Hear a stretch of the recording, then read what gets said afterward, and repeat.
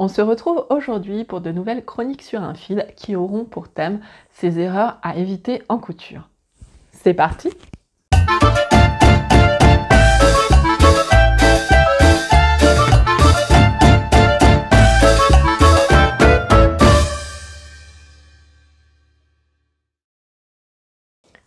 J'avais envie de te parler depuis un moment de ces erreurs en couture qui nous empêchent d'avancer. Que l'on soit débutante ou non d'ailleurs. Ces petits détails qui font beaucoup et qui changent tout dans le résultat final. Ces étapes cruciales que l'on zapperait bien mais qui finalement s'avèrent grandement utiles. Alors je vais te lister 5 erreurs dans cette vidéo, j'espère qu'elles t'aideront. Erreur numéro 1, prendre sa taille du commerce.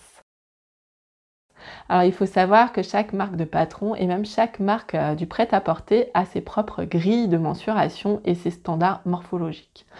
Aujourd'hui, finalement, les tailles ne veulent plus dire grand-chose. Dans certaines enseignes, tu rentraîneras à peine dans une tunique en taille 42, alors que dans l'enseigne d'à côté, tu seras plutôt à l'aise dans du 40.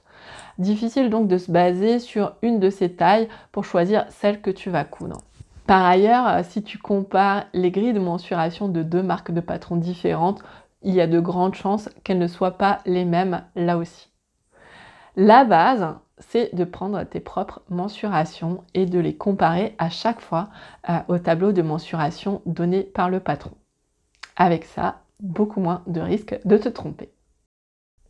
Erreur numéro 2, ne pas grader entre plusieurs tailles. Alors, grader, qu'est-ce que ça veut dire ? Quand tu prends tes mensurations et que tu les compares au tableau du patron, rares sont les fois où elles rentrent toutes dans la même colonne. Après tout, nous sommes toutes différentes, nous avons toutes notre propre morphologie. Prenons un exemple. D'après le tableau des mensurations, je fais un 40 à la poitrine, un 42 à la taille et un 44 au niveau des hanches. Alors, quelle taille choisir ? Le plus simple, c'est de grader entre les trois en partant du 40 du haut du patron jusqu'au niveau de la poitrine, d'évaser jusqu'au 42 à la taille, puis jusqu'au 44 au niveau des hanches. Ça te permettra d'avoir une base plus adaptée à tes mensurations, mais ça ne t'évitera pas pour autant de faire une toile. Nos mensurations ne suivent pas toujours la même logique, hein. Il te faudra alors choisir au mieux. Par exemple, si ton tour de poitrine correspond à un 40 et les autres mensurations à un 38, je te conseille de prendre du 40. Attention toutefois aussi à garder dans un coin de ta tête que la plupart des marques de patrons prennent un bonnet B comme standard au niveau de la poitrine.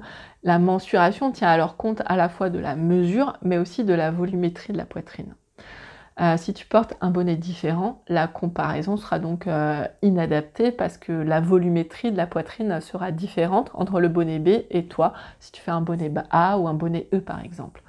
Il te faudra donc au préalable passer par un FBA ou un SBA, c'est-à-dire un ajustement poitrine. Et pour ça, je te conseille le tuto de Ready to Sew qui se trouve sur son blog, qui explique plutôt bien les différentes étapes d'ajustement. Je te mettrai le lien dans la barre d'infos. Erreur numéro 3, ne pas laver ton tissu. Alors, on a souvent envie, en recevant son colis dans la boîte aux lettres ou en rentrant du magasin de tissus, de couper directement dans notre coupon. Mais attention, grosse erreur. Il est important de laver ton tissu avant de l'utiliser, de préférence dans les mêmes conditions que ce sera fait par la suite une fois que ton vêtement sera cousu. Alors ça te permet d'éviter toute surprise de rétrécissement. Moi je me souviens d'une jupe que j'avais cousue à mes débuts et dont j'étais hyper fière, dans laquelle je ne rentrais plus après le premier lavage vu qu'elle avait rétréci et que je n'avais pas lavé mon tissu au préalable.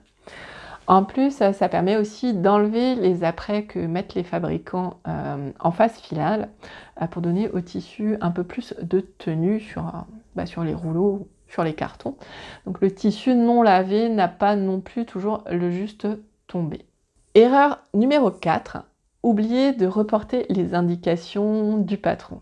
Alors il y a deux écoles, il y a celle qui coupe directement le patron.